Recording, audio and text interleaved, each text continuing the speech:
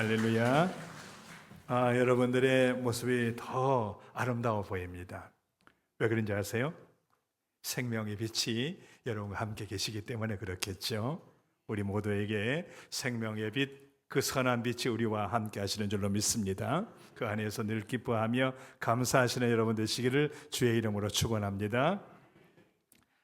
지금은 고인이 되셨습니다마는 장영희 씨라고 하는 분 여러분 잘 아실 거예요. 그가 많은 글을 이제 썼는데 일간지에 연재하는 그런 글도 있었습니다. 삶과 인생이라고 하는 그런 글이었던 것 같습니다만은 그 테마 속에서 세상에서 가장 중요한 일이라고 하는 글을 쓴 것이 참 가슴에 와닿아서 여러분에게 옮기려고 합니다. 콜택시 기사였던 톤이라고 하는 사람이 전화를 받습니다. 어느 주소로 와주십시오. 그래서 이제 찾아가서 벨을 누르는데 한참 후에 문이 열리더니 아주 나이 많은 할머니 한 분이 이제 서 있었고 그 뒤에 거실 쪽이 보이는데 모두 흰 천으로 덮여 있었습니다. 소파도 그렇고 많은 가구들이 흰 천으로 이제 덮여 있었던 거죠. 그래서 이상하다 이렇게 생각은 했지만 특별히 그 가정과 연결된 일이 없기 때문에 물어보지는 않았습니다만은 이 할머니가 나와서 주소를 주면서 이 주소로 가주십시오. 그런데 시내를 거쳐서 가주십시오. 이렇게 부탁을 하는 겁니다. 운전수가 보기에는 그 주소로 가려고 하면 이 시내를 거치게 되면 둘러서 간단 말이죠. 그래서 이 주소로 가려면 시내로 가는 것보다 다른 길로 가는 게 좋습니다. 이렇게 이제 일렀더니 할머니가 하는 말이 나는 이제 호스피스 병원으로 갑니다. 다시 못 볼 거리를 보고 싶어서 그쪽으로 가자고 한 겁니다. 이렇게 이야기를 해요. 그래서 이 톤이라고 하는 운전기사는 미터기를 딱 꺼버려요. 거리 미터기를 꺼버리고 그 할머니와 천천히 이야기를 하면서 가자고 하는 대로 다 갔습니다. 그야말로 처음에 그 근무했던 빌딩 앞, 그리고 처음 무도회장에 가서 춤을 추었던 그런 곳, 처음 신혼생활을 했던 그런 곳, 할머니가 원하는 대로 다 가준 겁니다. 그래서 한 2시간을 걸려서 이제 마지막 여행을 하면서 주소지에 도착을 했던 거죠. 그랬더니 그 할머니가 이런 말을 했다고 합니다. 이 늙은이에게 마지막 행복을 줬어요. 아주 행복했다고 그러면서 병원 안으로 이제 사라진 겁니다. 세월이 흘러서 이제 이 톤이라고 하는 기사도 모든 것을 놓고 인생을 회상하면서 하는 말이 난 내 일생에 그렇게 위대한 일을 해본 적이 없었다. 내가 대통령이었다 해도 아마 그렇게 중요한 일은 하지 못했을는지 모른다 하는 그런 그 말을 한 것을 보았습니다. 여러분, 지금까지 살아오면서 가슴 찡했던 그런 경험들이 많았을 것입니다. 그런 일들이 알게 모르게 우리의 인생이라고 하는 것을 이제 만들어 놓는 거죠. 엮어 놓는 거죠. 그렇게 본다면 우리 과거에 어떤 일도 중요하지 않았던 일들이 하나도 없다는 것입니다. 정말 가장 중요한 것들 하나하나가 묶여서 오늘 내 인생이라고 하는 것이 드러나 있는 것이죠. 이제 2026년 반년을 살았습니다. 3일 후면 딱 반년을 살게 되는데 여러분의 2026년 6개월의 시간이 어떠하셨습니까? 여러 이야기를 하실 수 있겠죠. 그런데 중요하지 않았던 일이 하나도 없다는 것입니다. 비록 내보기에 하찮게 보이기도 하고 정말 떨쳐내버리고 싶은 그런 시간이라 할지라도 내 인생에 있어서 가장 중요한 일이었다 하는 거죠. 하나님께서 우리 인간을 창조하실 때 하나님의 형상을 우리 몸속에 두셨습니다. 실제로 우리 스스로 개인적으로 부족함이 많죠. 저도 이 개인적으로 육체적인 것이나 아니면 정신적인 면에서 부족함이 참 많아요. 많은데 그 가운데 완벽한 하나님의 인격을 우리 속에 두셨습니다. 그것을 하나님의 형상이라고 이야기하죠. 그러므로 우리가 이 부족한 것을 드러내어 산다라고 하는 것은 잘못하면 실패할 수 있고 후회할 수가 있죠. 그러나 우리 속에는 완벽한 인격, 하나님의 형상을 드러내어 놓고 산다면 그 삶은 풍성한 삶이 될 줄로 믿습니다.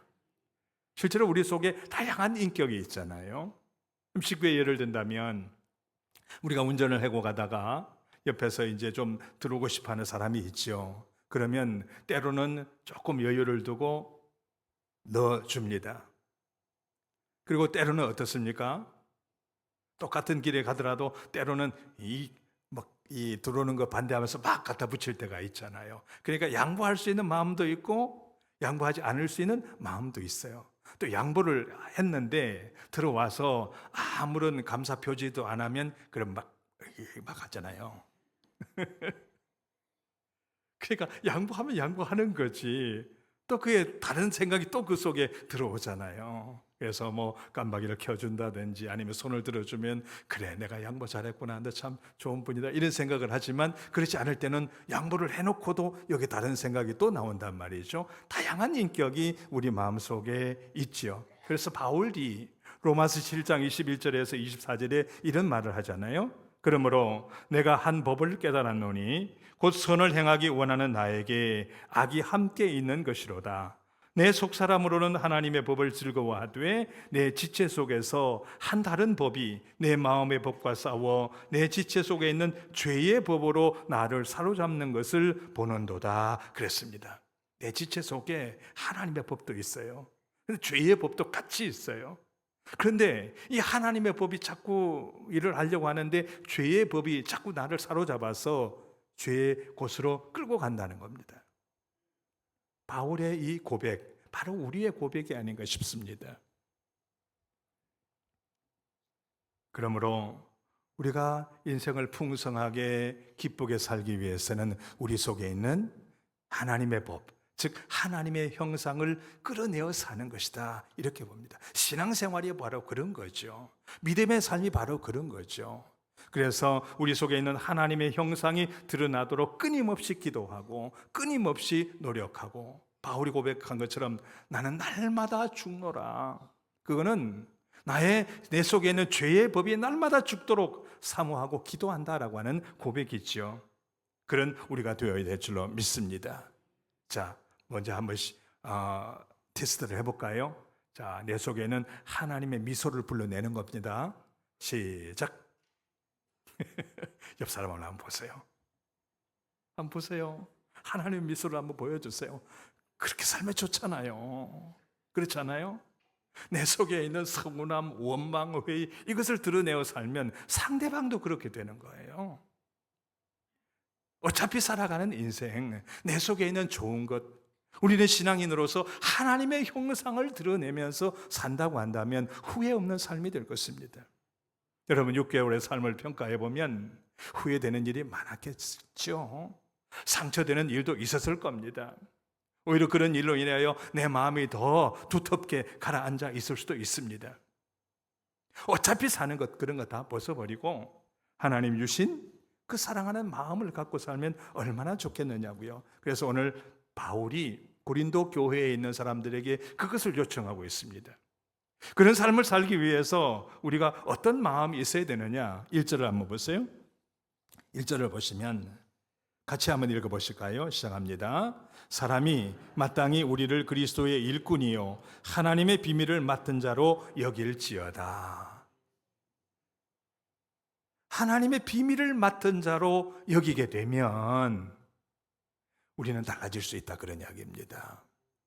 여러분 각 나라마다 정보 요원이 있습니다. 그 정보 요원이 얼마나 열심히 하느냐에 따라서 나라의 운명이 달라질 수가 있어요. 이제 국가의 정보 요원 하면 화이트 요원이 있고 블랙 요원이 있다고 그러잖아요. 화이트 요원이라고 하는 것은 이제 대사라든지 드러내놓고 외국에 파견되어서 정보를 수집하고 또 본국으로 보내기도 하고 또 본국의 어떤 입장을 그 나라에 알리기도 하고 이것을 이제 화이트 요원 이렇게 이야기합니다. 근데 블랙 요원은 몰래 파견되어 있는 정보 요원이 있어요.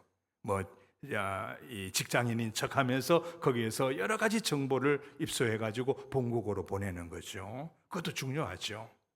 그 나라의 입장에서 보면 내국적이고 반국가적이고 불법적인 것이지만 자기 나라에는 아주 좋은 역할을 하는 거죠. 우리가 한때 어떤 분이 미국에서 그런 역할을 하다가 완전히 들켜서 혼난 적이 있잖아요. 이 오늘 우리 그리스도인들은 어떻게 보면 하나님 나라의 비밀 요원이다, 그런 이야기입니다. 오늘 본문에 보세요. 다시 한번 보시면 사람이 마땅히 우리를 그리스도의 일꾼이요 하나님의 비밀을 맡은 자로 여길지어다. 하나님 나라 비밀을 맡은 정보 요원들이다, 그런 이야기입니다. 그런데 이 땅의 것을 캐러 보낸 것이 아니라 하늘의 것을 이 땅에 알리려고 보낸 사람들이라는 거죠. 여러분들은, 저도 마찬가지지만 하나님께서 이 땅에 하나님께서 보내주신 비밀 요원임을 기억하시기 바랍니다. 자, 그런데 이 땅의 비밀을 캐는 것이 아니라 하나님 나라의 것을 이 땅에 전하는 그런 비밀 요원이라는 겁니다. 우리가 말하는 정보 요원하고는 조금 의미가 다르죠. 그렇기 때문에 우리가 그 역할을 감당하기 위해서 가장 중요한 것이 뭐냐? 하늘의 것을 알아야 된다는 겁니다. 하나님의 마음을 알아야 된다는 거죠. 하나님이 원하시는 것이 무엇인지를 알 때에 비밀 요원으로서 그 역할을 제대로 할 수가 있는 거죠. 제가 언제 이런 말씀을 드렸더니, 성경 공부 시간에 말씀을 드렸더니, 그럼 우리는 청기 누설자네요, 그러더라고요. 그렇죠. 하늘의 그 비밀을 이 땅에 누설하는 자죠. 근데 그것을 하나님이 싫어하시느냐? 하나님 그것을 좋아하신다는 겁니다. 그런 사람들을 하나님 나라의 일꾼으로 삼으신다는 거죠. 오늘 보세요. 그리스도의 일꾼이요, 그랬습니다. 그렇다면 하나님의 중심은 무엇이냐? 우리가 하나님의 중심에 들어가고 그 하나님의 중심을 우리의 삶에 딱 집어넣을 때 비밀 요원, 그야말로 청기 누설, 그야말로 하나님의 복된 것을 세상 속에 알리고 누리도록 만들어야 되는데 어떻게 가능하냐? 하나님의 중심에 우리가 들어가는 겁니다. 하나님의 중심이 무엇인지를 알고 그 중심을 우리의 삶에 태우는 거죠.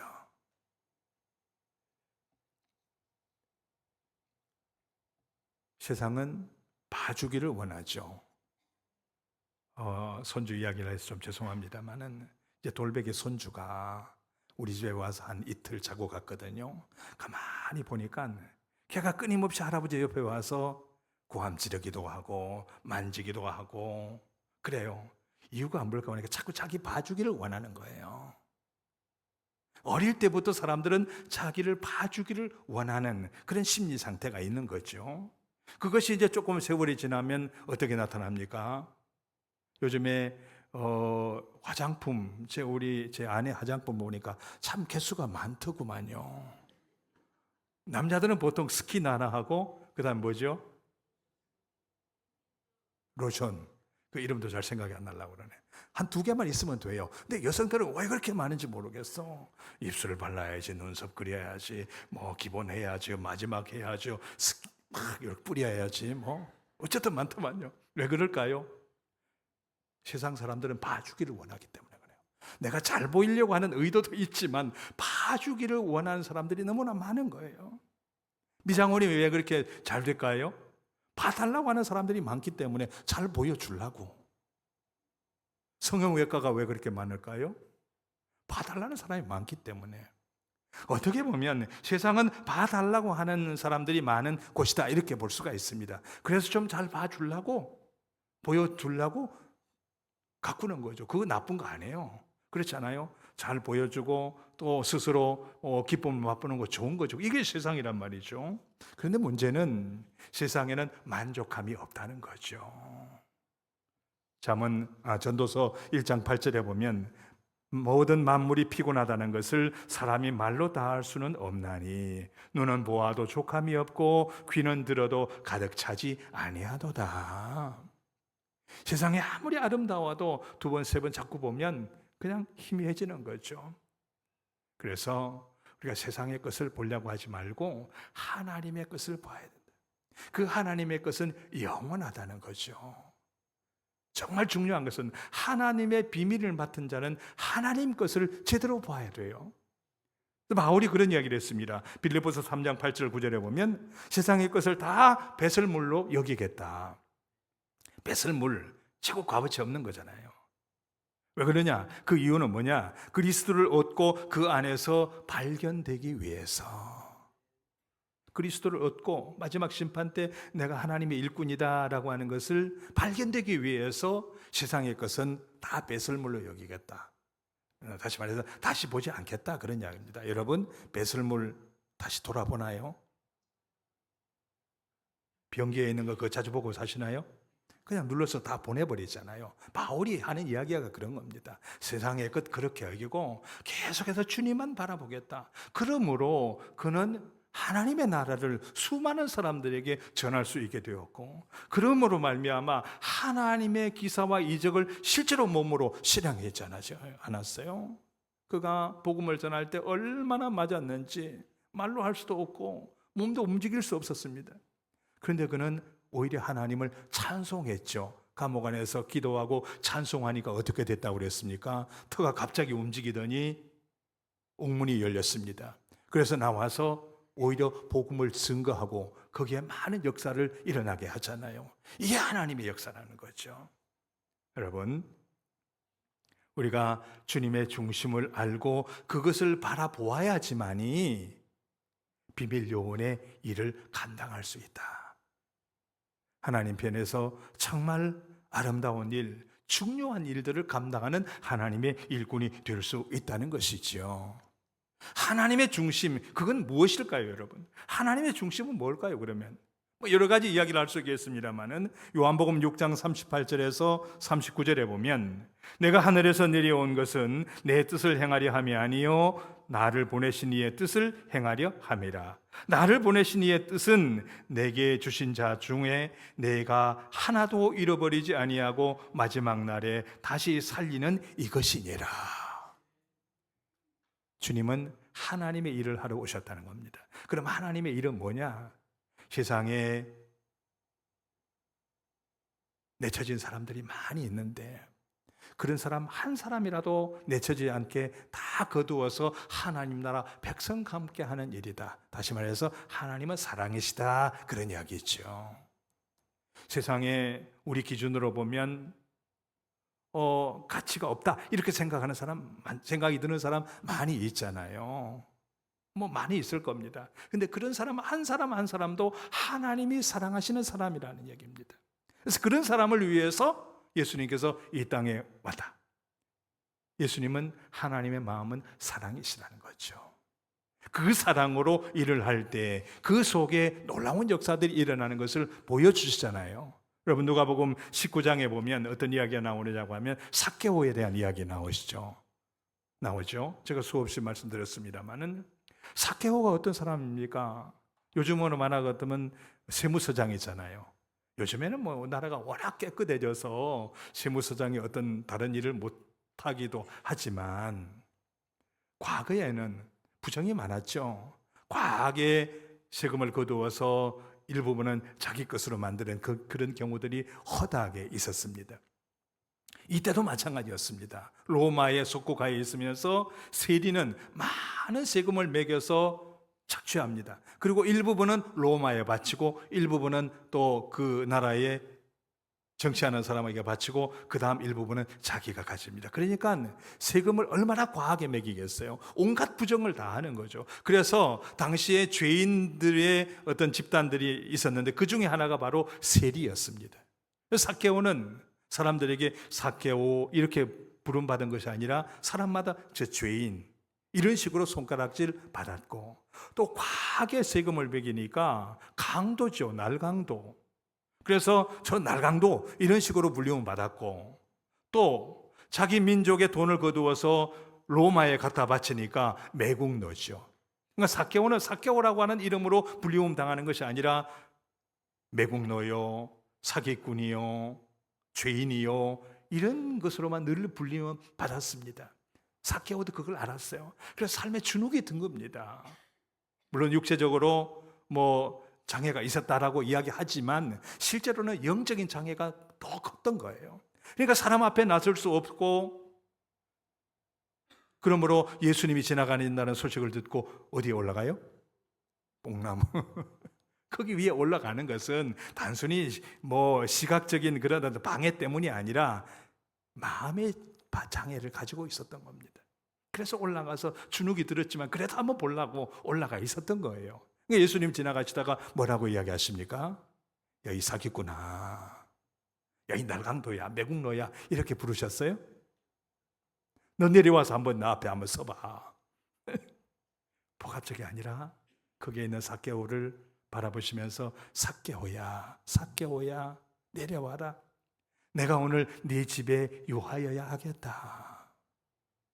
성령님이 강력하게 역사하신 것이죠. 삭개오야, 지금까지 내 이름 불러준 사람도 없고 내려와라. 즉 내려오면 내가 네 친구 삼아 주겠다. 너 친구 지금까지 하나도 없었지. 외로웠지, 괴로웠지. 네 삶에 의미 없었지. 내가 너 친구 삼아서 앞으로 같이 가주겠다. 큰 깨달음이 있었습니다. 그래서 삭개오가 뭐라고 얘기합니까? 남의 물건 훔친 거 있으면 네 배로 갚겠습니다. 토색한 것이 있으면 4배로 갚겠습니다. 삭개오 재산 다 훔치고 강도짓 한 거잖아요. 다 내놓겠다는 얘기예요. 재산의 반을 딱 잘라서 어려운 사람 돕겠다. 다 내놓겠다. 뭡니까? 그 속에 외로움이 있었는데, 외로운 마음 때문에, 주눅든 마음 때문에, 돈은 있지만 늘 주눅든 삶이었는데 주님께서 그 속에는 아름다운 하나님의 형상을 딱 불러내니까 그렇게 변화되더라, 그런 이야기입니다. 이것이 주님의 사랑인 것입니다. 여러분 앞에 어떤 사람들이 있습니까? 원망하고 불평하고 저주하고 그런 사람이 있습니까? 내가 그런 사람 불러냈기 때문에 그런 사람들이 내 주위에 많은 겁니다. 여러분 주위에 사랑하고 위로하고 격려하고 칭찬하고 헌신하는 사람이 많습니까? 내가 그 사람을 불러내서 그런 사람들이 있는 겁니다. 그럼 누구 탓입니까? 말씀 한번 해보세요. 누구 탓입니까? 웃지 마시고 나 탓이죠. 내가 주님의 사랑으로 다가가면 그 사랑이 그 속에 있는 사랑의 사람을 불러낸다, 그런 이야기입니다. 예수님이 그러셨다는 거죠. 이게 하늘의 비밀을 맡은 자의 삶이라는 것입니다. 쉽지는 않을 것입니다. 부족한 게 너무 많죠. 그러나 부족함도 봉헌하는 자가 바로 비밀을 맡은 자로 산다는 겁니다. 여러분 3절 4절 한번 읽어보실까요? 3절 4절 시작합니다. 누구에게나 다른 사람에게나 판단받는 것이 내게는 매우 작은 일이라. 나도 나를 판단하지 아니하노니 내가 자책할 아무것도 깨닫지 못하나 이로 말미암아 의롭다함을 얻지 못하노라. 다만 나를 심판하실 이는 주시니라 그랬습니다. 이런 이야기죠. 나는 다른 사람의 이야기에 좌지우지되지 않겠다. 다른 사람이 나를 원망해도 거기에 기죽지 않겠고, 다른 사람이 나를 칭찬해도 거기에 우쭐하지 아니하겠다. 그래서 미래를 꺾어버리는 그런 삶을 살지 않겠다, 그런 이야기죠. 판단하실 분은 주님이시니까 주님 앞에 맡겨놓고 주님께서 나에게 맡겨주신 그 비밀의 일꾼으로서 역할을 온전히 감당하겠다는 거죠. 사실 바울이 다닐 때 물론 하나님의 놀라운 기사와 이적을 행하지요. 손만 얹어도 병이 나아버려요. 그리고 바울이 가지고 있던 손수건만 얹어도 병이 나아요. 창문에서 떨어져서 죽어있는 아이에게 엎드렸다가 일어나니까 그 아이가 살아나요. 놀라운 역사를 일으키죠. 그런데 거기에 우쭐하지 않겠다는 겁니다. 또 때로는 유대교 지도자들한테 얼마나 많이 맞는지 40에 하나 가만 매도 맞게 되고 또 배가 파산하기도 하고, 그렇지만 그런 것에 주눅들지 않겠다. 왜? 하나님의 비밀을 맡은 자이기 때문에 하나님이 이끌어 가신다는 거죠. 마지막 때 하나님 앞에서 평가받겠다는 겁니다. 적어도 이런 각오가 우리 속에 있어야 되지 않겠습니까? 우리는 어떻습니까? 조그만 누가 옆에서 비판하고 그러면 거기에 휩쓸려서 우리의 삶이 지옥같이 변할 때가 있지 않습니까? 매 순간 성도의 삶의 길에서 벗어나곤 하지요. 때로는 이기적이고 정욕에 사로잡힐 때도 있고, 그렇지만 그것 때문에 낙심하지 말아야 합니다. 그렇기에 하나님의 은총이 우리에게 필요한 것이고, 그렇기에 예수님께서 우리 속에 오셨고 성령께서 지금 우리와 함께 하시는 것입니다. 우리가 숨기지 아니하고 그야말로 주눅들지 않고 교만하지 아니하고 그 모든 것을 하나님께 맡기면 하나님께서는 합력하여 선을 이루시죠. 로마서 8장 28절, 하나님을 사랑하는 자 곧 그의 뜻대로 부르심을 입은 자들에게는 모든 것이 협력하여 선을 이루시느니라. 아멘. 목회를 하다 보면 애먹이는 교회 많아요. 그렇게 전화하고 그렇게 말씀을 전해서 위로하고 해도 교회 안 나올 때가 있거든요. 그러면 아이고 이쯤 했으면 됐다, 이제 관심 안 줘도 하나님 이해하실 것이다, 이런 생각 들 때가 있어요. 그런데 그렇게 해서는 안 되는 게 목회잖아요. 그래서 1년, 2년, 3년 수없는 세월 동안 계속 연결을 해서 이렇게 하다가 어느 때 보면 그분들이 나와서 교회에서 큰 일을 감당할 때가 많습니다. 30수년 목회해 보니까 그렇더라, 그런 이야기입니다. 주님께서 왜 사람을 포기하지 않으실까요? 주님은 한 시점만 보고 한 시점만 사랑하시고 가시는 분이 아니기 때문인 것입니다. 전 인생을 보시고 전 삶을 보시고 그렇게 이끌어 가셔서 사랑하시기 때문에 그런 것입니다.